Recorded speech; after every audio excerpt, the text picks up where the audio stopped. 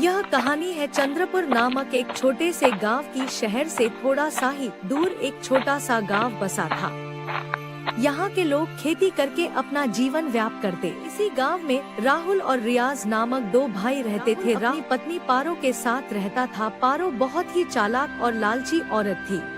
वहीं दूसरी ओर रियाज अपनी पत्नी चंदा और बेटा राजू के साथ रहता था।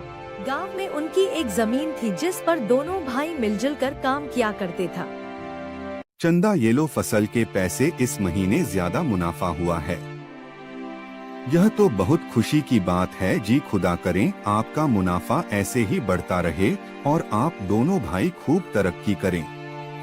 पारो, ये लो इस बार की फसल के पैसे। इस बार की फसल काफी अच्छे दामों पर बिके हैं, जिस वजह से इस बार मुनाफा भी काफी अच्छा हुआ है।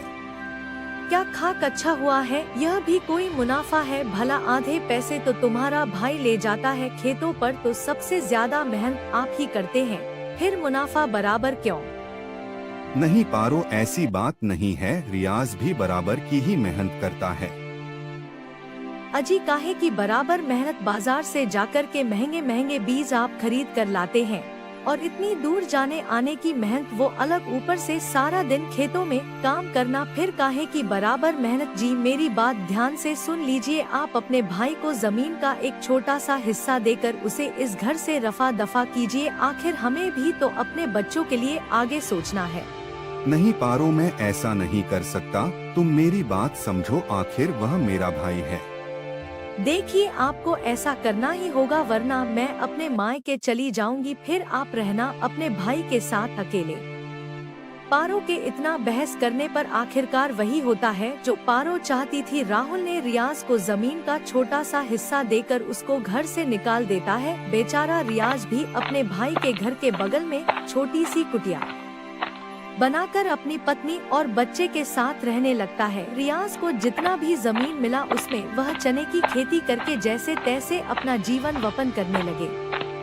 वह रोज सुबह खाना खाकर अपने छोटे से खेत की रखवाली करने के लिए जाता है और उसका बड़ा भाई भी अब अपने खेत की रखवाली करने में लग जाता है।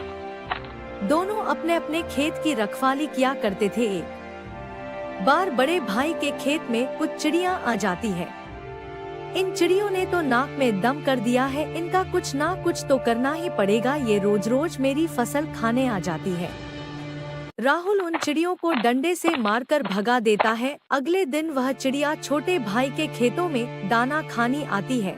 रियाज उन चिड़ियों को भगाने की कोशिश किया, फिर उन चिड़ियों की तरफ देखा और सोचने लगा, यह चिड़िया भी भूखी होंगी, यह अगर थोड़ा सा मेरे चने का दाना खा लेंगी तो क्या हुआ, ज्यादा से ज्यादा एक आधा किलो मेरे चने कम होंगे, कम से कम इनका पेट तो भरेगा। ऐसा कुछ दिन तक चलता रहा।